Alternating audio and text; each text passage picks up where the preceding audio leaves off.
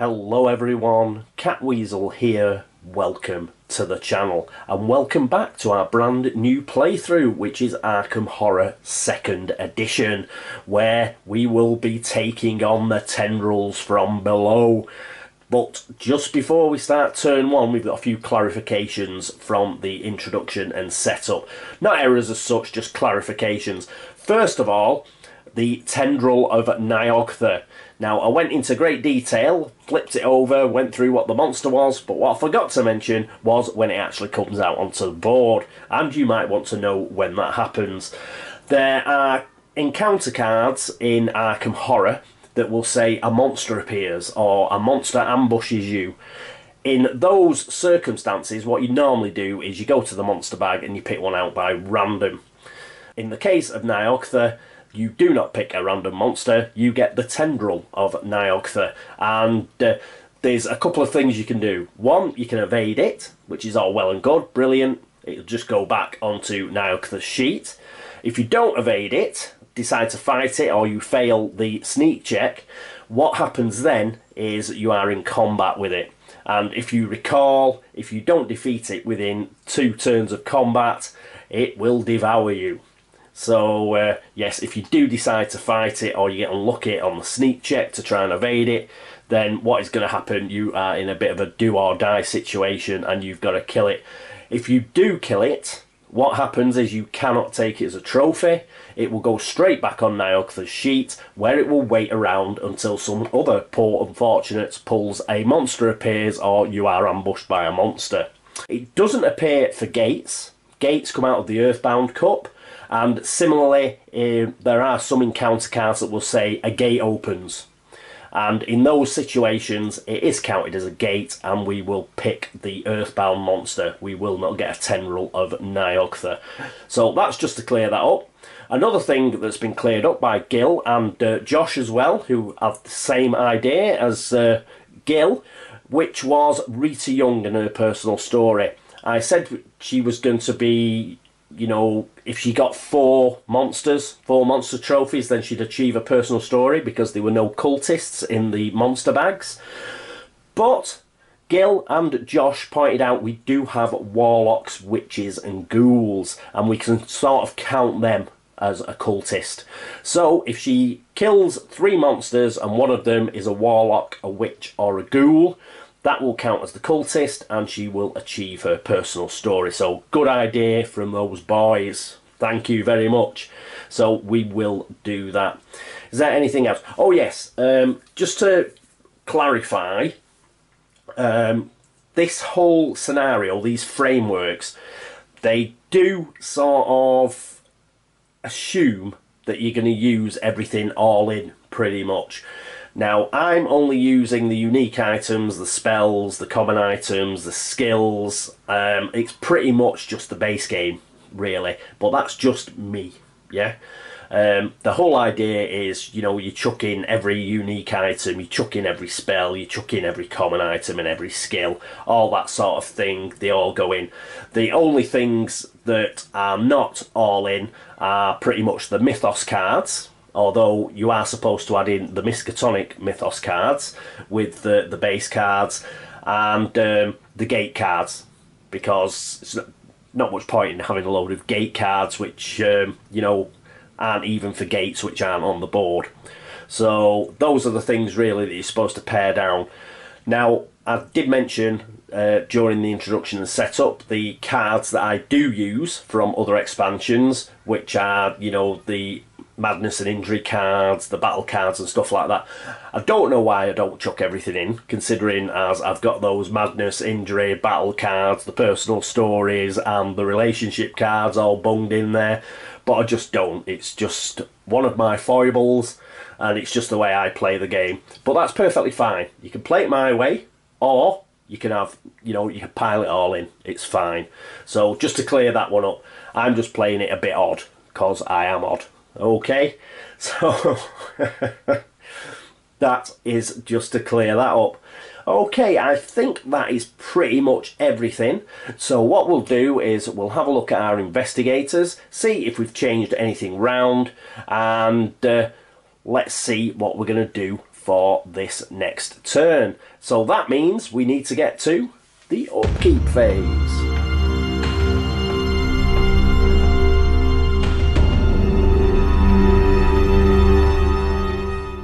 And here we are at the upkeep phase. I'll just go through where I've put the sliders. I have changed a couple, but it was pretty much where I left them last time, but there are a couple of changes. Our first player, because he's got the massive Cthulhu on his player tray, is Wilson Richards. Now, he's got a speed and sneak of 3. His fight is 1 and his will is 3, his law is 1 and his luck is 4. Now, normally, it's not much good keeping any of these skills on 1, because a lot of the tests are like a -1. The only reason why they are like they are is I want his luck at the top and I want his will at the top. Yeah, so I am well aware that having them on a skill with a 1 will probably mean we get the odd test where we will not be rolling a die, because this is Arkham Horror 2nd edition and it's Eldritch Horror where you roll at least 1 die. You don't in Arkham Horror 2nd edition. If you don't have a die, it's tough. So I am taking a bit of chance there. Right, I think that is it for Wilson, so that's where we've put him. Sister Mary is our second player. She's blessed, as I mentioned. She does not need to roll for her blessing this turn, but she will need to roll for it next turn. So in order to remind myself to do that, I'm just going to put a blue die here, just to remind me. And then I'll know during the upkeep phase, I'll go, why is that blue die there? And then I'll go, I know, because she needs to roll for a blessing. She don't need to do it this turn, but she will next turn. Where are her sliders? Well, speed and sneak is 2 and 3. Her fight and will is 2 and 2. And her law and luck is 4 and 3. And she's equipped the cross. She hasn't equipped the holy water yet. We'll keep that in reserve. She's equipped her cross. And yeah, that is it for Sister Mary. So our third player will then be Rita Young. Rita Young is going to set up with her speed at 4 and her sneak at 3. Her fight is going to be 3 and her will is going to be 3. Her law is going to be 0 and her luck is going to be 3. Because normally luck is really good if you're going into other worlds. And I'm hoping that Rita will be getting into another world sooner rather than later. And as she's only got 2 focus, I thought I may as well set it up there already. Okay, so that is it for her. I don't think... oh, she does have a retainer. Now, she doesn't have to roll for her retainer yet, because it is just the first turn that she's got it. And so what we'll do exactly the same. We'll give her a die, just to remind me that I've got a roll for that. And because it's the upkeep phase, she actually gets $2. So she's up to $6 already.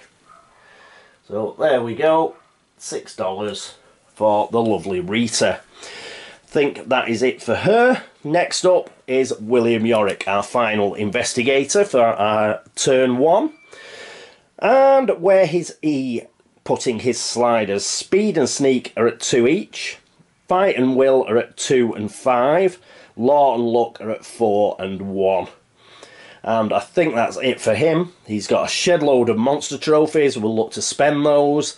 But other than that, I think that is the upkeep phase. So we may as well move straight on to the movement phase.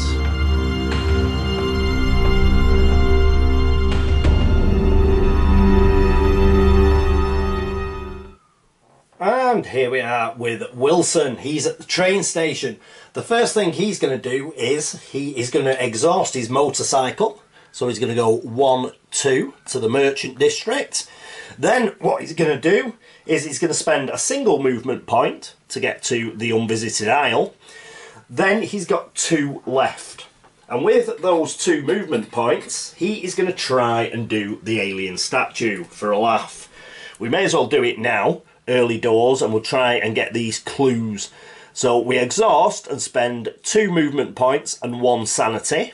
So we spent the movement points. We are spending the sanity, so he goes down to 4 sanity, except he doesn't, because he is going to have a slug of whiskey while he contemplates the alien statue. So we'll discard that. And what he'll do then is he will try and test law. Is it a law test? It's not a law test, is it? No, we just roll. Whew, I was going to say, his law's at 1. It's just roll a die. If the die is a success, then we draw a spell.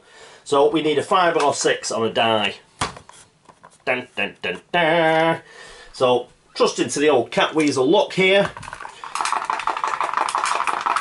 Come on, you can do it, son. A 6. Of course he can do it. Yes, Catweazle is back. A 6. We love it. So I think that will give us 3. If the die is a success, draw 1 spell or gain 3 clue tokens. If it is a failure, lose 2 stamina. Well, we don't need to lose 2 stamina, and we're going to gain the clue tokens. Thank you very much. And it doesn't say anything about discarding it, so we'll keep that. Although it does need refreshing next turn, like his motorcycle. Right, 3 clue tokens. So that is brilliant. So he gets 3 clue tokens straight off the bat. And he is at the Unvisited Isle. That is it for his movement phase. Next up is Sister Mary. And here we are with Sister Mary at South Church. Just before she does anything, she is going to say hello to William Yorick, and they are going to trade. Trading in Arkham Horror 2nd Edition is a free action. And what he's going to trade is Nameless Cults, because she has, they've got the same law, but I think it'll be more useful for Sister Mary.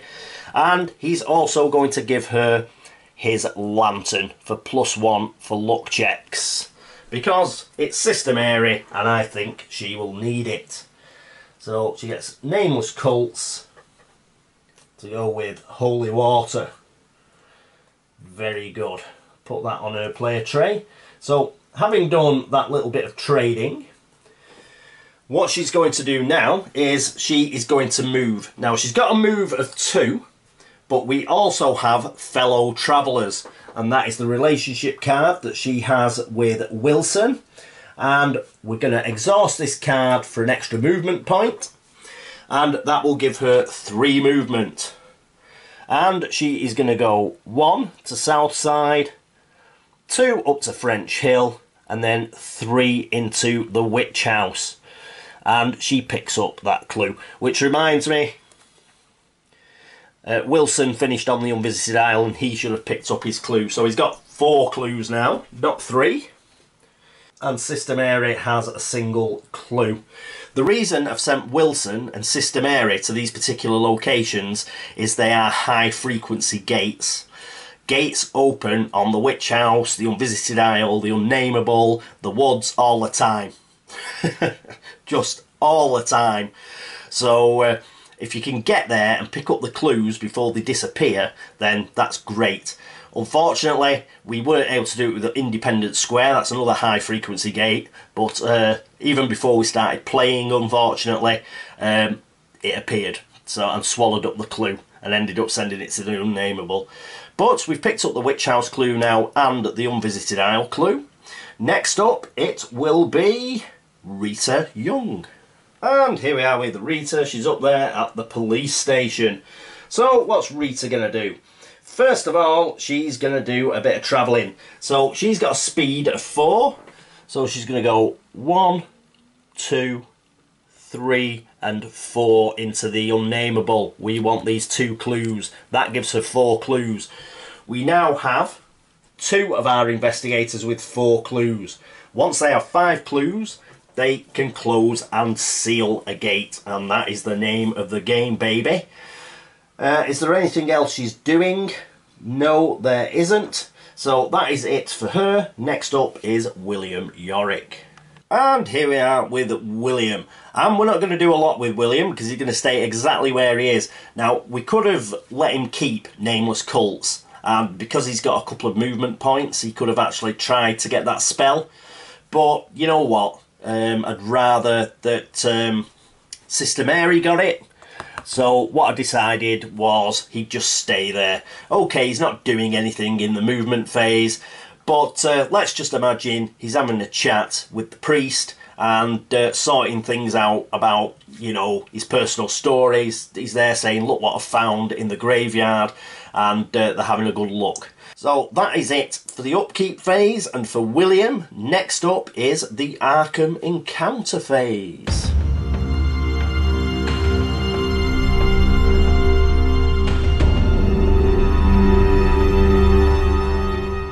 And here we are with Wilson at the Unvisited Isle.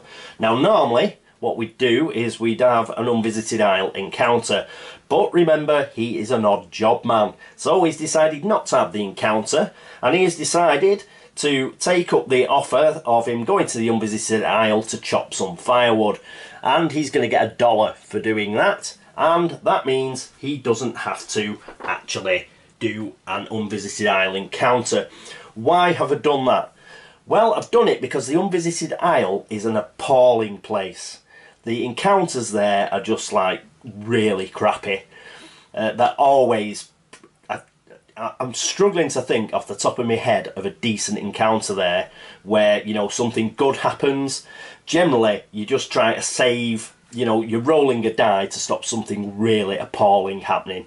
So, best way to avoid that is to use his special ability, and he's going to do an odd job. So that is it for him. Next up is Sister Mary, and she is at the Witch House. And here we are with Sister Mary at the Witch House. Now that is a French Hill location, so we get the French Hill deck. There's not that many cards in here because I'm only playing base game, so you'll have to bear with me. We may get some of these again. But generally it's pretty good because it's you don't tend to stay in the same place for a great deal of time. So we'll do a cut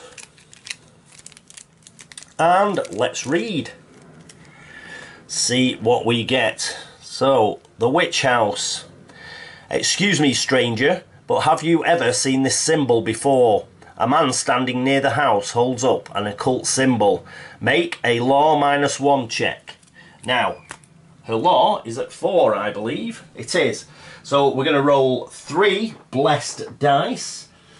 Just seeing if we get anything good that may help us. No, I don't think so. So she's just going to get 3 blessed dice. So we need a 4 or better on this roll. Come on, Sister Mary. You can do it, Petal. And she gets 2 successes, so that's great. Well done, love. Well done. Right. If you pass, the man introduces himself as Thomas F. Malone, a police detective visiting Arkham on a case. He's impressed with you and offers to join you. Take his ally card. I think he is available because we have the ally deck for the base game. So I'll just quickly look through. We do have Thomas F. Malone. I'll put the allies back near the terror track. So this is Thomas F. Malone, Flatfoot, +1 law, brilliant. So we go up +1 and +1 fight, and we draw 1 spell when Thomas F. Malone joins us. So yes, this is exactly what we like. So we get to draw a spell as well. Let's get the spell deck. Give it a quick shuffle as normal. And a cut. And the spell we receive is another Flesh Ward.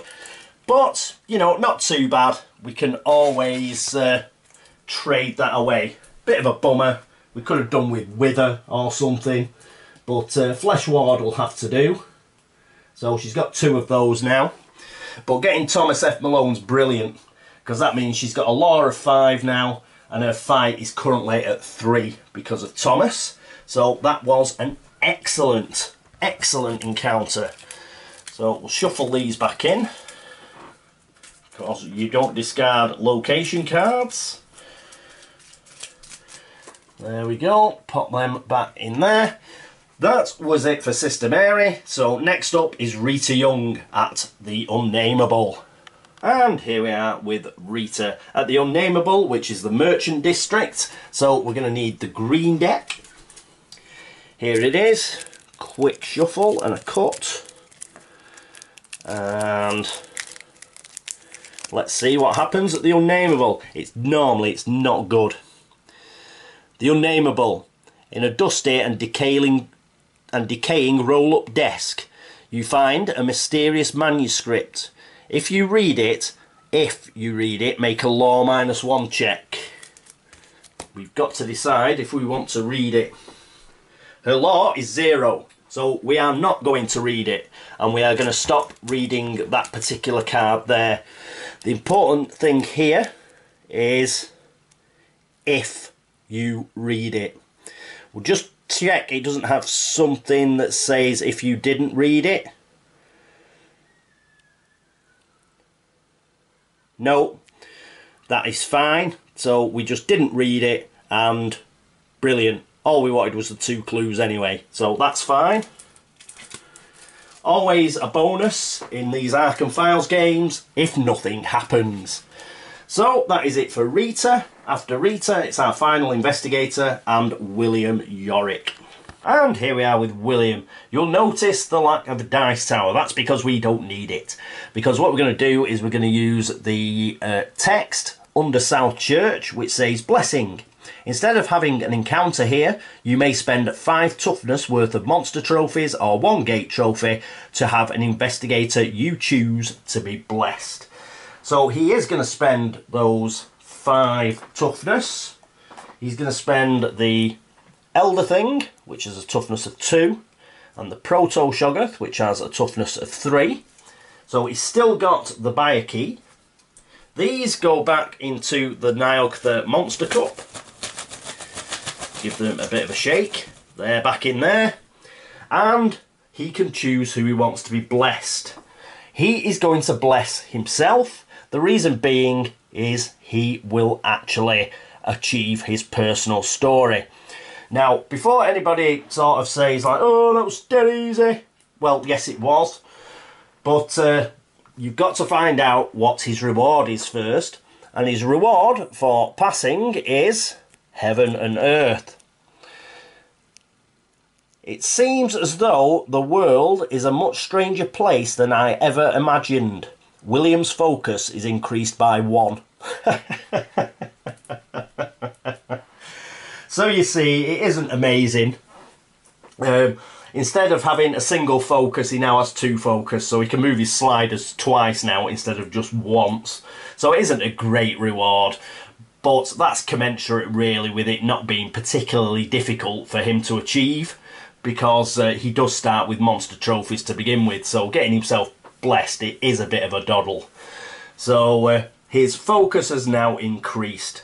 So it's not majorly out of, you know, it's not broken or anything like that. It's quite easy to achieve, and he gets quite a little reward for it. But one other thing we've got to remember to do is we're going to use a clue token as a marker and put that onto Sister Mary's personal story. Because if 2 people become blessed, and I'm not going to include herself here, I'm going to say the blessing that she comes with at the start of the game doesn't count. If she loses that blessing, yeah, and regains it, then that'll count. Because he's blessed, that means he gets a nice change of player stand to a lovely blue one. So we'll sort that out. And there we go. He also won't have to roll for that next turn. It'll be the turn afterwards, because you are allowed 1 full turn with your blessing. So he won't have to roll for that next upkeep phase. It'll be the one after that. Okay, he's blessed. He has done his encounter, which is the sort of location text encounter. That is it for all of the investigators and the Arkham encounter phase. Next would normally be the other world encounter phase, but we've got nobody in another world. So that means we go directly to, oh yes, our favourite phase, the laugh and chuckle phase.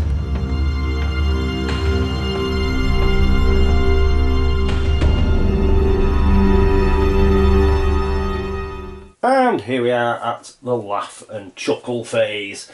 Let's get that out of the way. And yes, we just have to pick a Mythos card. So here we go.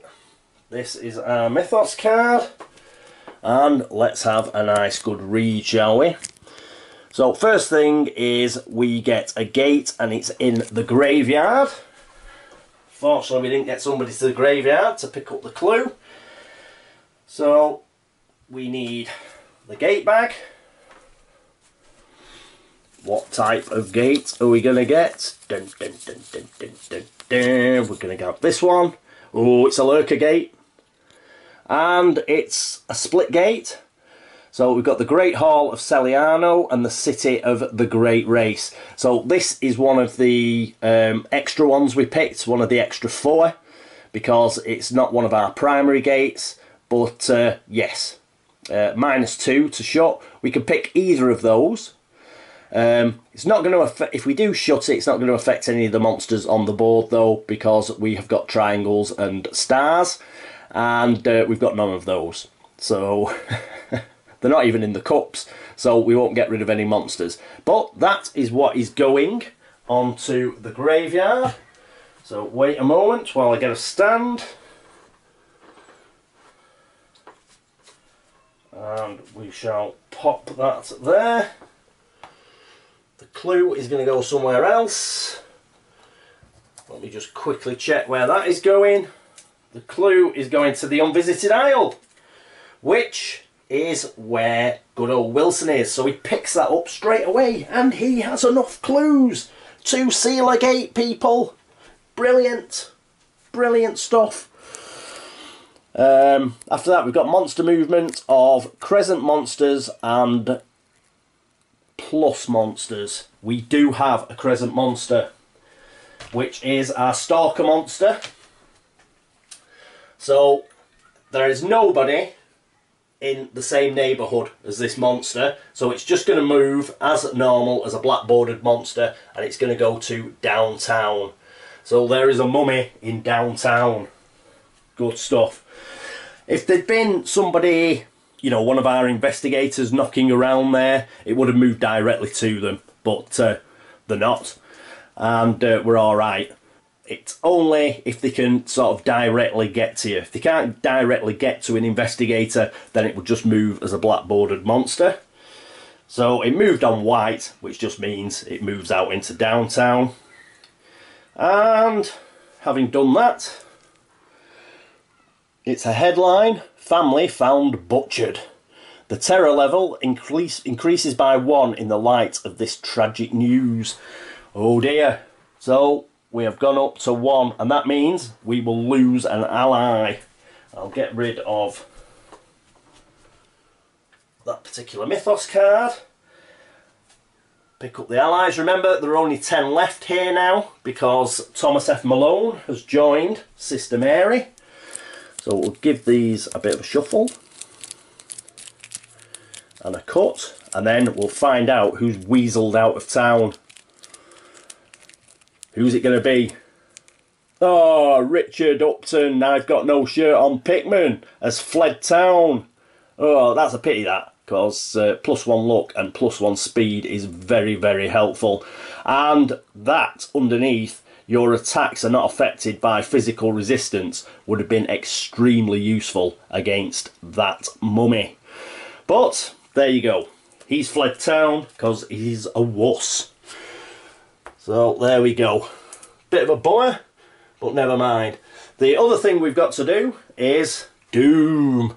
So the Doom has gone up to 2. 2 from 12 on Niogtha's Doom track. And that is it for our first turn. It's normally fairly quick, the first turn, unless something really horrendous happens. I think during that Kingsport game that I mentioned, I think our second Mythos card draw was actually a rumour, and it was a really bad one. And then we were just really struggling from there, and it was appalling. But we didn't get a rumour, fortunately, and all we've got is the terror track going up by 1, so that's fine.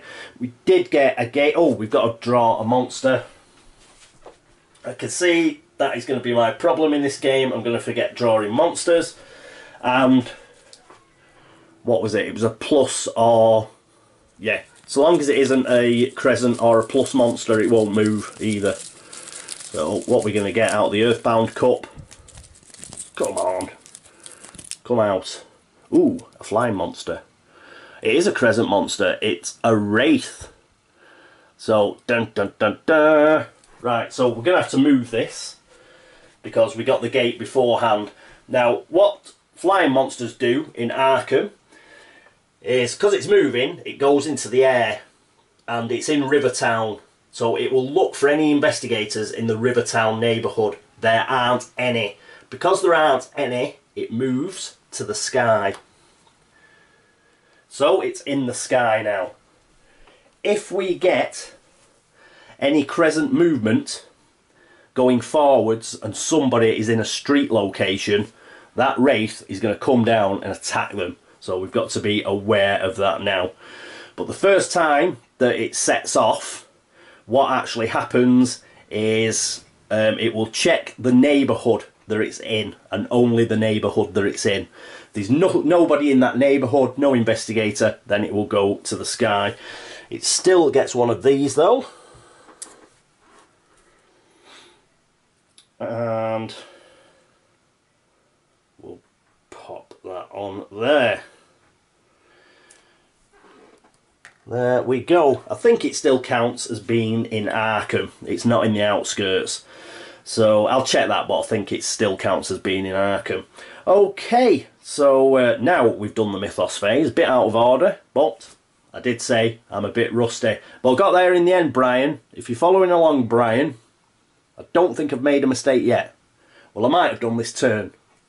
So keep watching the comments. But I caught that one. Right, that's it for turn 1.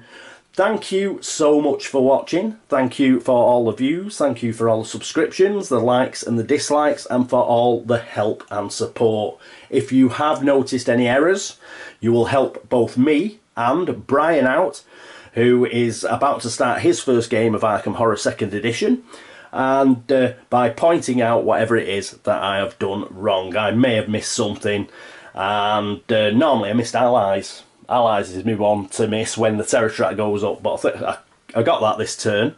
But if I've made any other errors, please let me know. Again, tactical, you know, if I make a tactical or a strategy error and you go, oh, you should have done this, you know, mate, by all means pop that in as well.